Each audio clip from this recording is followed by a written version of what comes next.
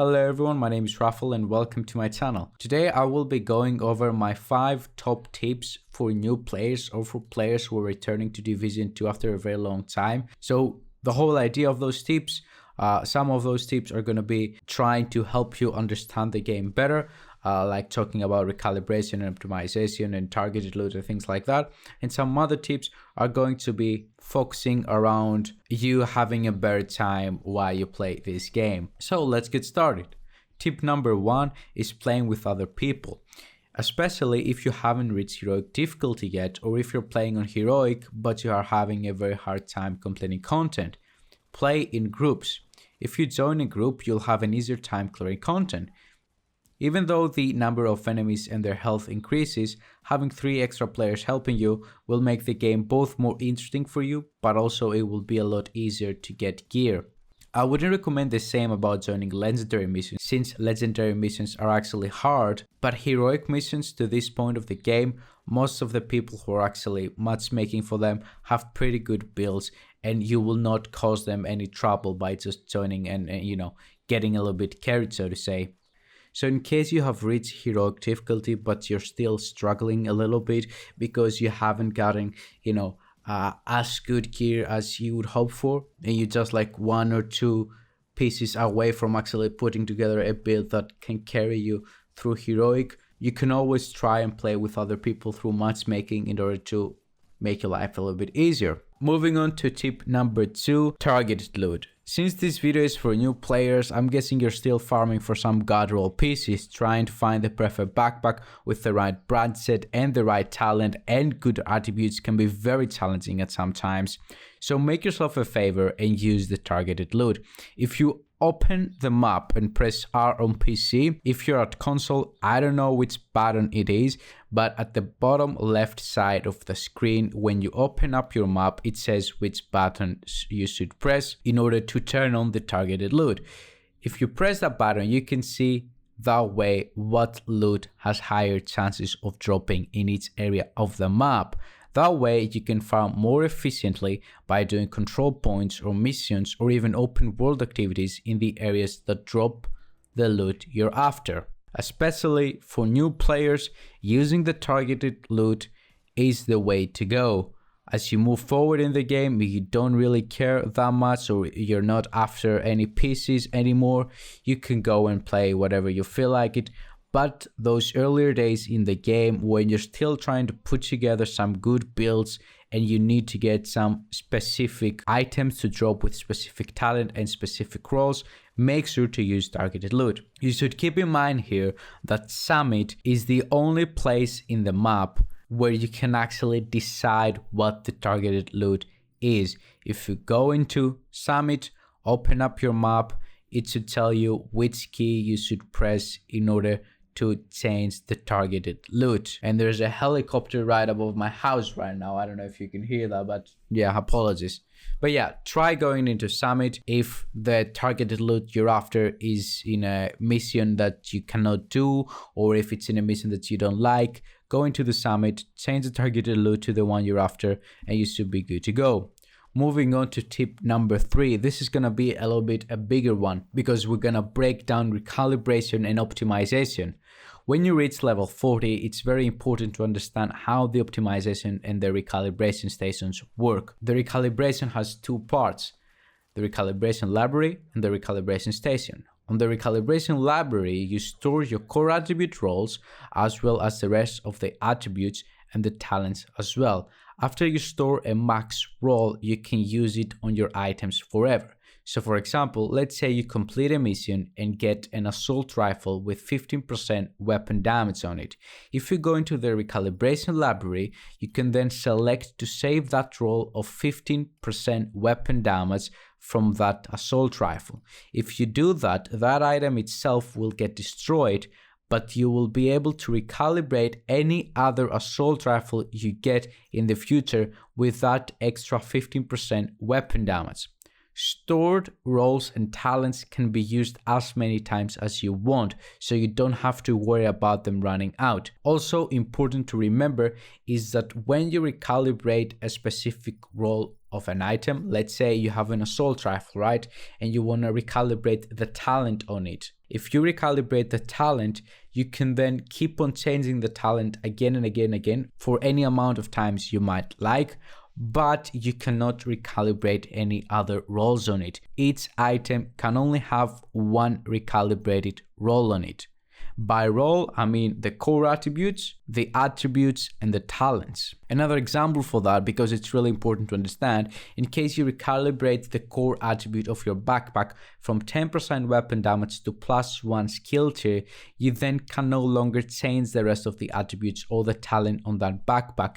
You can change that +1 skill tier to 15% weapon damage or to armor or whatever, but you cannot change anything else. I'm guessing you start to understand how important it is to start filling up your recalibration library, since you're going to recalibrate a lot of items during your time in Division 2, and you better hope those recalibrations are maxed out. So every time an item drops, check the roles and the talents on it. If the item is not an item you're planning on using soon, and it has a role on it or a talent which you haven't stored yet in the recalibration library, make sure you go and store it. So, pretty straightforward. Recalibration library is where you store your roles and your talents, and the recalibration station is where you go when you want to recalibrate an item and use those stored roles you have in your recalibration library. Moving on to the optimization station, you need to know a couple of things. There are 4 currencies you need to have in order to optimize your gear. The first currency, those are not exactly called currencies, they're called assessment or something like that, but I'm calling them currencies in order to make it easier for you to understand, but because that's how I call them myself. So the first currency is the gear currency. Each type of gear has its own currency, which you get by deconstructing gear of that type. So there is an AR currency, which you get by deconstructing ARs. There is an SMG currency, which you get by deconstructing SMGs. Same goes for gloves, mask, pretty much every type of gear. So when you get a drop of, let's say, an AR, which is not good, and it's not an upgrade for your recalibration library, go ahead and deconstruct it, so you get the optimization materials. The second currency is the faction one. Each time you kill a boss, that boss drops 4 points of its faction currency. Bosses are considered to be the named enemies at the end of each mission, as well as bounty targets. Depending on the type of gear you want to optimize, the faction currency needed for the optimization changes. So for example, if you want to optimize your assault rifle, let's say, you might need to use True Sun faction currency, but if you want to optimize, let's say, your gloves, you might need to use Hyena currency, right? Those were 2 random factions that I gave. I don't know if those are the right ones, but you get the idea. The third type of currency is the control point currency, which is pretty much the easiest to farm for. Each time you clear a control point, you get +4 points of control point currency. This currency is needed for every optimization. The last type of currency is the SHD calibration points. You get those by either completing projects or by your SHD watch. You can use it to get different type of materials. I would recommend you to get only the SHD calibrations from your SHD watch and to not waste any other SHD level points to any other materials. Obviously, if you have already maxed out your SHD watch at 1000 level, farming SHD calibration is going to be pretty easy. If you're not there yet, your only option is to go with completing projects, if I'm not mistaken. Now, the last thing that you should know about optimizations is that the closer that the role you're optimizing is at being a maxed out role. So let me give you an example here so you can understand this better. If you want to optimize the core attribute of your assault rifle from 5% weapon to 6.5% weapon damage, right? That will cost very little materials compared to what it will cost you to optimize, the same core attribute from 14% weapon damage to 50%. The closest the optimization will get that role to being maxed out, the more expensive it is. The last thing that I would like to mention here about the optimization is that you can get all the currencies that we just talked about from the crafting station. However, crafting those currencies will cost a lot of materials, that those materials will be needed in order to recalibrate items. When you recalibrate items, you need ceramics, you need titanium or whatever, those type of materials that you get from all over the map by just opening boxes. You can, if you want to, go and create some optimization materials that way. However, I wouldn't recommend it, since it's actually, it costs a lot of materials. But if you just want to craft one or two, let's say SSD calibrations, or one or two, control point materials just to do this optimization, then I would suggest you, have that in mind. You can use that, but do not use the crafting station as your main source of getting those materials. It's definitely not worth it. Moving on to tip number 4, create your own builds.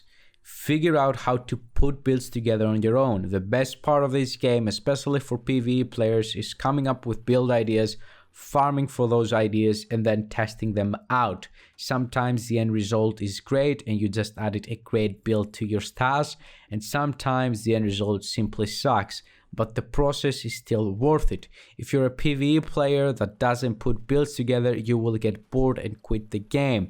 I've seen players with 500 and 1,000 hours having no idea how to put a build together because they always depended on watching YouTube videos. Don't be that guy. And this comes from somebody like me, a person who creates Division 2 builds on YouTube, has a channel revolving around Division 2 in a big degree, and makes money off Division 2 build videos, and yet I'm telling you to not depend on YouTubers in order to figure out how to put a build together. There's nothing wrong with new players or even experienced players watching build videos for ideas, or because, when you reach level 40, you want to see what the best build is. I get it. However, after some time, after you started figuring out by yourself what talents work, what talents don't work, which roles are good, which branches are good, which weapons are good, and things like that, you should start putting your own builds together, trying them out, having fun, and do not depend on me or whoever puts out builds out there, waiting to see when I'm gonna put out my next build so you can go and actually change the way you play. No, don't be that guy. The last tip, and I think it's by far the most important, do what you like and don't worry about it too much. The truth is, this game has a meta like pretty much every game has these days. Sooner or later, you will figure out what's the best build, best XP method, best missions to farm, and things like that. Until then, try to play the way you prefer. Don't rush things just because, you want to get at the end game, or because you want to do everything as soon as possible. Just enjoy the journey, because once you're done with it, you can never go back. Both Division 1 and Division 2 storylines and leveling process are some of my best gaming memories. After I reached level 40 in Division 2 and started the end game, I was amazed and overwhelmed by how many things you have to do and learn. Don't feel like you have to know everything in a week or in 2 weeks or in 1 day, or like you have to play the game in a specific way because an idiot like myself told you so in a YouTube video or in Reddit. Play the game the way you want to play and the way it makes it fun for you, and everything else will come. You'll figure out how to build, you will figure out what's the best missions to do, you'll figure out the best builds, you will figure out everything. Don't rush it, there's no need for that, it will happen anyways. So those were my 5 tips for new and returning players. My opinion, the last 2, coming up with your own builds and playing the game the way you want to, are by far the most important. I hope that you find those tips helpful. If you did, and if you enjoy the content and you want to support me, please make sure to drop a like and subscribe for more content. Thank you very much for watching. Have a wonderful day. Bye bye.